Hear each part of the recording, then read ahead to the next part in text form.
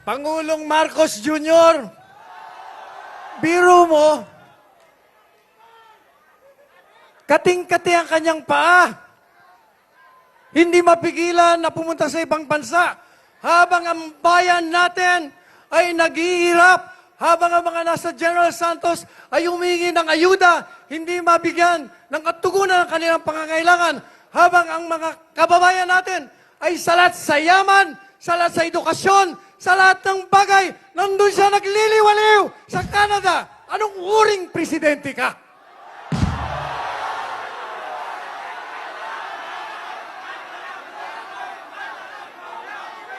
Upang tayo'y maging malayang totoo dito sa ating bansa, kinakailangan pa ang INC at kinalimutan na tayo ng mga dating nakatayo rito sa entablado at sinasabing mahal nila ang bayan, subalit sila ngayon ang naging mandarambog, magnanakaw ng pera ng bayan.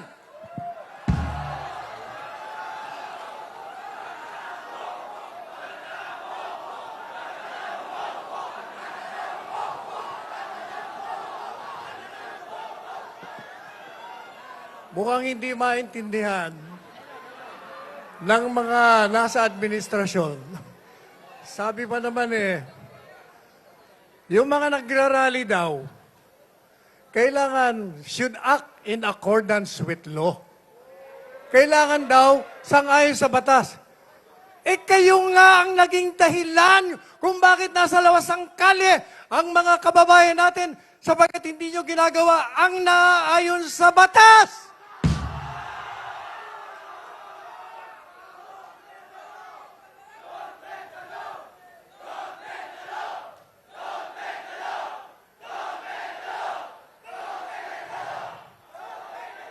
Hindi nila naiintindihan. Sabi niya, bakit selective justice?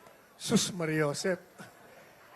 Selective justice sapagkat ang inuusik niyo lamang ay ang mga kritiko ninyo, yung mga naglalabas ng korupsyon, siya ninyong pinakukulong. Kaya selective justice ang tawag doon. Bakit hindi niyo maintindihan? Napaka-tangier niyo naman.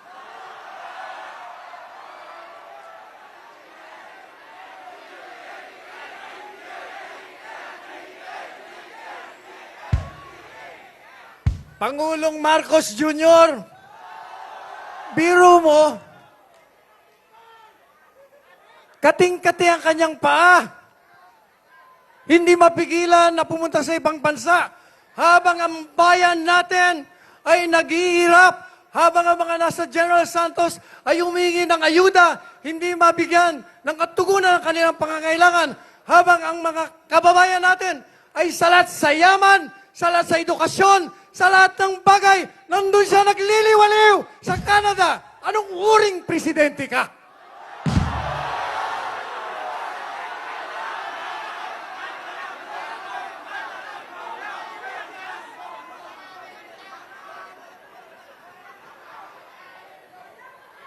Tatapusin ko, maikli lang, sasabihin ko. Sa wikang dayuhan, alam niyo ba kung ano ang pinakamataas na batas? Sa wikang dayuhan, sinasabi, salus populi est suprema lex.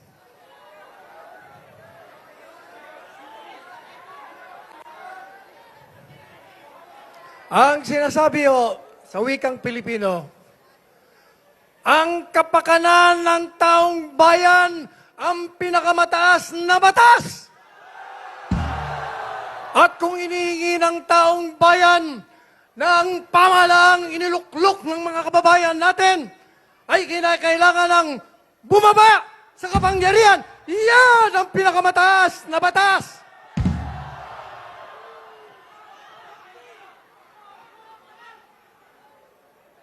Sila po ay inihalal natin. Sangayon sa saligang batas, isa lamang ang pangunahing layunin ng isang pamahalaan. Tayo ho ang lumikha ng pamahalaan. Ano ba ang layunin? Sa ating konstitusyon, nakalagay doon, the primary purpose of the government is to serve and to protect the people. ang pangunahing layunin ng isang pamahalaan ay pagsilbihan at bigyan ng proteksyon ang mga sambayanang Pilipino na lumikha sa pamahalaan. Tayo ba ay pinagsisilbihan nila? Tayo ba ay binibigyan ng proteksyon? Sila ba ay nagkakamkam ng kayamanan natin? Sila ba ay nagpapahirap sa taong bayan? Sila ba ay lumalawag sa batas? Hanggang ngayon hindi nila alam yon. Nalalasing sila sa kapangyarihan. Nagpapakasasa sila sa pawis ng mga kababayan natin. Nagliliwaliw. Alam po ninyo, sa aking pagtatapos, may naalala akong natutuhan ko sa UP College of Law. Alam niyo kung ano? Sa wikang dayuhan ang sabi ganito, "For whom the gods wish to destroy, they first make mad." Ang mga tao, ang mga politiko, ang mga nasa kapangyarihan na gusto ng mga Diyos ng tadhana ay ibaon at ilibing sa lupa. Sila ay nilalasing muna sa kapangyarihan. Kaya, sapagkat sila'y nasa kalasingan ng kapangyarihan, ang mga Diyos ng tadhana ay ibabaon na sila.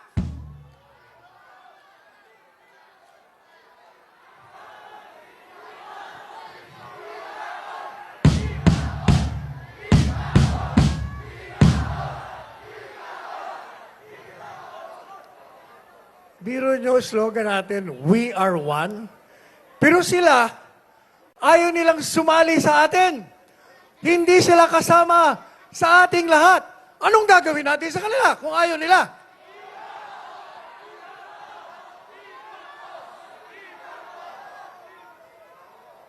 Kaya mga kababayan ko, marami pong salamat sa mga kapatiran ng Iglesia ni Cristo sapagkat itong kapatiran na ito ang nagpakita ng pagkakaisa. Yan ang panawagan nila mulat sa pool. Magkaisa tayo. Hindi po pwedeng magkawatak-watak tayo. Subalit, pag ang mga nasa kapangyarihan inilagay natin sa kanilang mga posisyon, ay ayaw makipagkaisa, anong gagawin natin?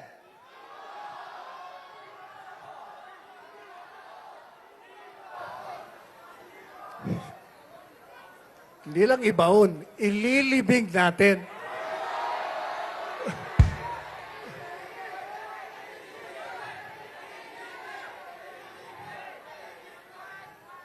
Kaya nananawagan po tayo sa mga nasa kapangyarihan ngayon. Akala nyo siguro ay mananatili kayo sa inyong mga kinaluluklukan. But let me tell you this, sasabihin ko na sa inyo, nabibilang na ang mga araw nyo!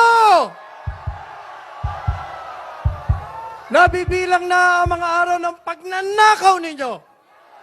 Nabibilang na ang araw ng paglabag nyo sa batas! Darating ang panahon, yung ginagawa ninyo sa mga taong kritiko ninyo, ang mga pinakukulong nyo, kayo ang ipapasok sa bilangguan! Kaya,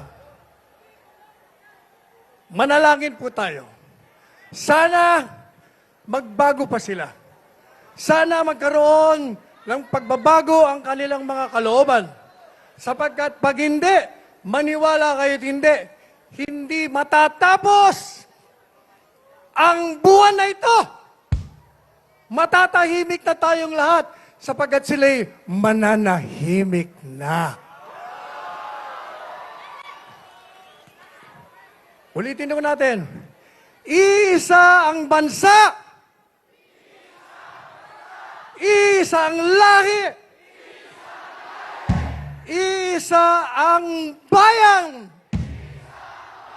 At isang kabayanihan. We are one.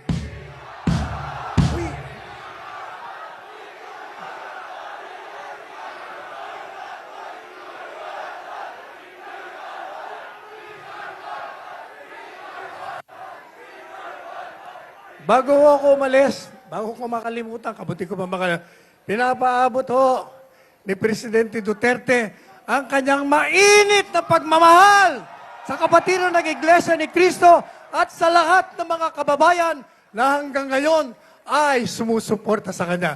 Maraming salamat, mga kababayan.